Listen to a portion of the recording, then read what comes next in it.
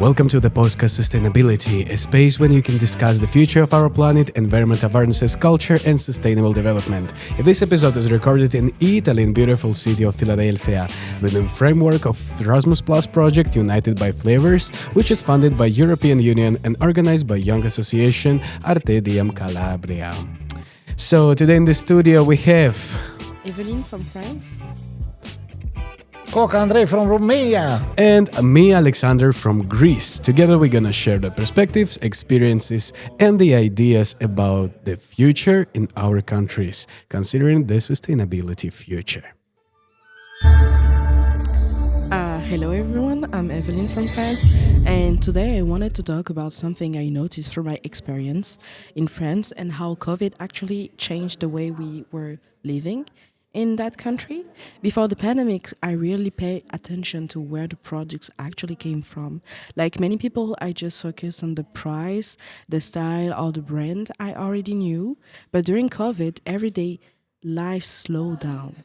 And spending more time at home also meant spending more time online, reading articles and watching videos, hearing conversations about environmental issues and local productions.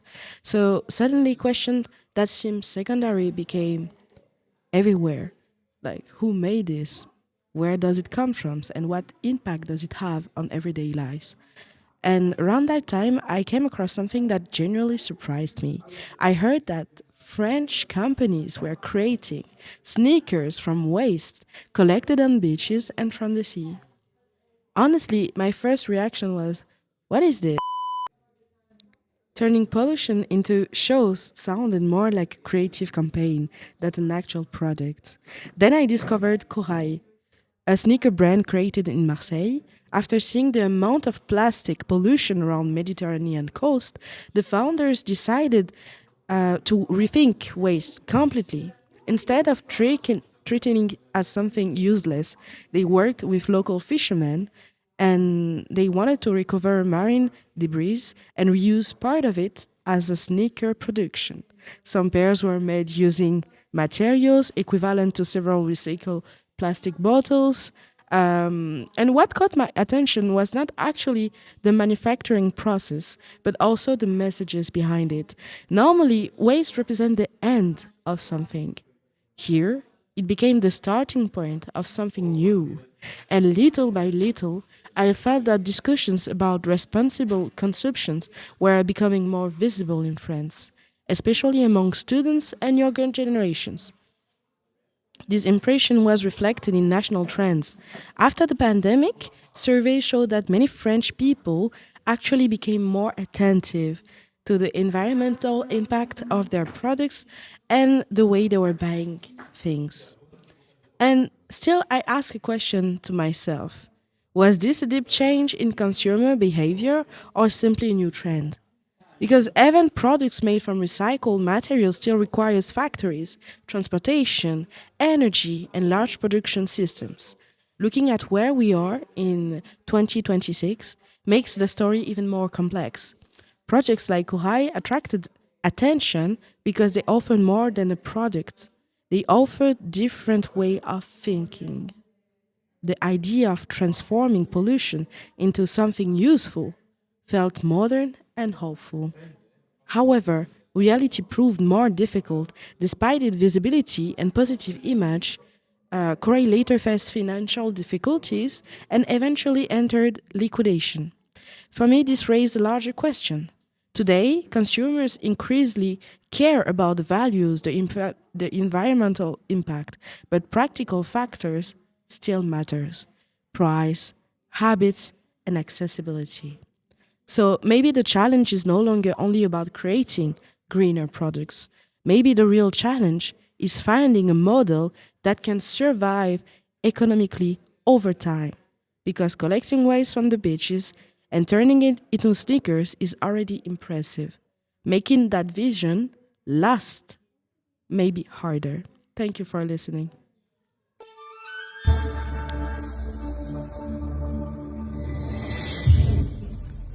Thank you, Evelyn from France, for this very interesting story. And now we're moving to Romania to know how sustainability is changing your life and how it's affected your life. What do you think? Well, it's a very good topic that you choose today. And I'm glad that we can have three perspectives from three different countries because unite makes power and you can learn from each other because you don't have all the information. And even if you have it from the internet, you don't know exactly how it's happening in that place if you don't have somebody from there to actually explain to you not the theory but the practical part. Now, talking about Romania, we have a few governmental programs that they are used in the last years in to try to create a better future. But I believe that after listening to Evelyn, the most important thing also for us, and I believe for everyone, no matter what country we are talking about, is how we determine the people to have the awareness that these measures are important for them and for the surrounding environment. I will start reverse a little bit, talking to the newest program that we have in Romania and having the best success. And then I will say about the two ways that I believe you can determine the people to change their perspective. So basically, a few years ago, the government implemented the program that you can, or at least I saw it first in Germany, in the way that it's called Returo. And you, when you buy something like a bottle of plastic, glass, or a tin can, you pay a warranty of, you translate it into euro, transform, it's about 50 cents per bottle. So at the beginning, they actually call it the Robin Hood tax because it seems that in some way it's like a charity for the homeless people.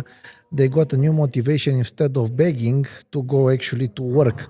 So think about it 1 year after it happened that about more than 90%, I believe, right before the podcast, I look and I saw around 97% of the things that they were released from production last month were recycled. So imagine that. In about 1 year and a half, all the plastic waste that we had on the streets and in the waters of Romania suddenly disappear.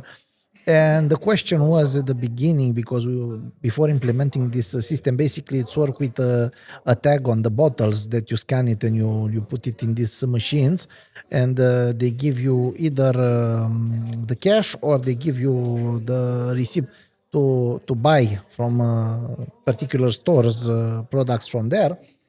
Basically, the first concern was what we will do with the ones before.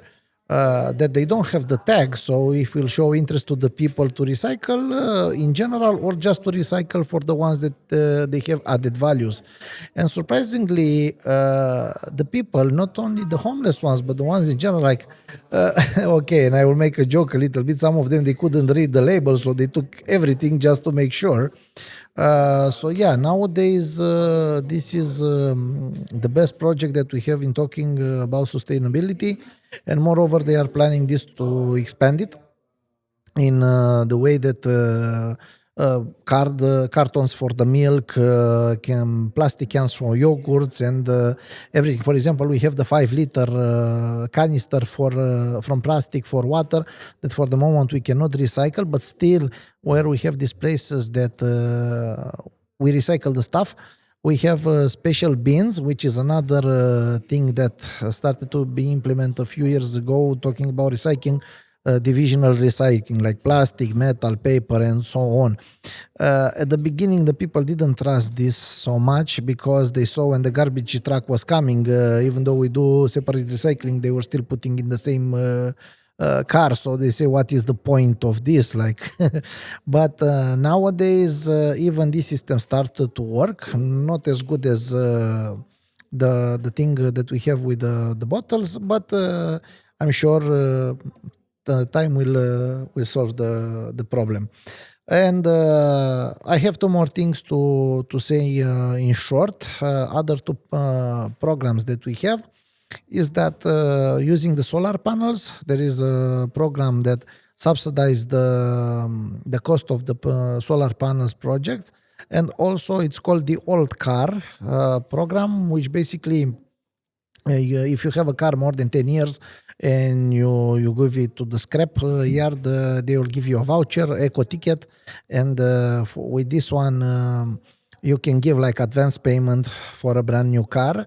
Luckily we have in Romania Dacia, which is made together with the Renault, and we have very good models, hybrid, electric hybrid, and so the eco ticket value is between 2,000 euro if you have from a hybrid car, or full electric 10,000 euro. It was until last year, so we are waiting to see if the program continues with the same amount of money, which was a real success, especially for the startup companies who want to make, like, for example, delivery or things like that, is really, really good. So the one that it will be the next year now is under discussion, talking about the solar panels, because, okay, we have solar panels, but how we do the storage of the electricity. And I'm really curious to hear how is the situation in Greece, because we know that is the one of the most sunniest countries. Like for us, if we'll have also storage, that means it will not be any waste, because if we don't use it during the time that the solar panels are getting the sun, but you don't store it, that when it will be cloudy, you will lose that electricity that was produced. So yeah, at the end of the day, what we must improve for sure is to have different places that we charge the cars, because if we have cars and we don't have charging places, there is no point.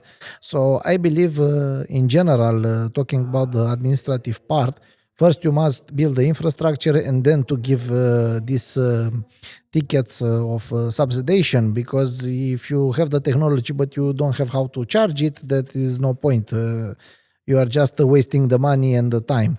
And at the last, I want to say that I believe, and of course I'm curious in both of the countries to hear how your governments manage to motivate the people. Because in Romania, I realized that the best way is to do this warranty, like money stimulation and discounts, and also to find a way that if money is not enough, also to make the people somehow to get fined if they don't respect this. But of course, after you give all the possibilities, not before. Thank you.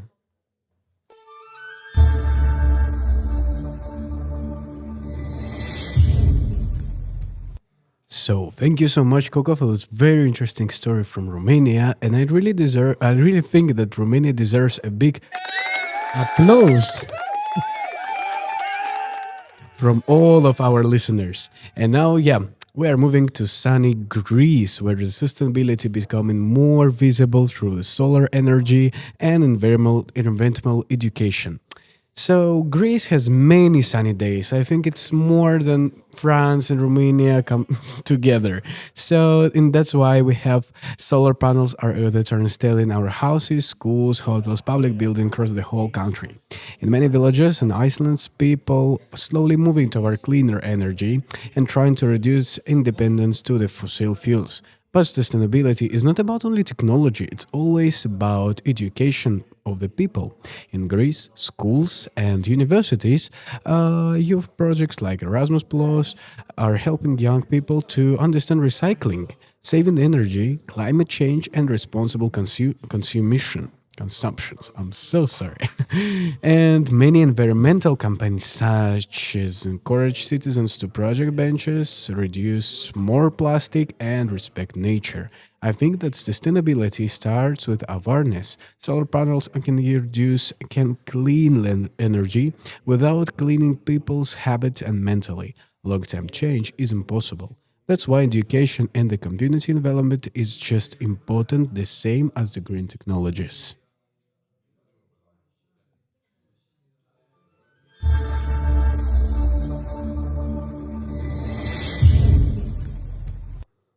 So, do we have any questions about our ways of our countries, or do we have anything to add? Hence, I I wanted to say that in France, we also have the same kind of products. I cannot hear myself. But we can hear you. We can hear you, and this is the most interesting thing. Thank you. Now, And now I can hear myself. That's wonderful. We're alive, so it's fine. I wanted to say that in France we also have the same kind of programs. Actually, you can get 3,000 to 5,000 when you buy a new car, which is hybrid or electric. And actually, a lot of people still buy those cars because of that politics, and also because in some towns you cannot enter with an old car. Actually, it's made for the people to buy electrical and hybrid cars. So I was kind of amazed to see that Romania also do the same. Yeah, that's really interesting, and it's really unites the European Union in our strive to be more sustainable. So,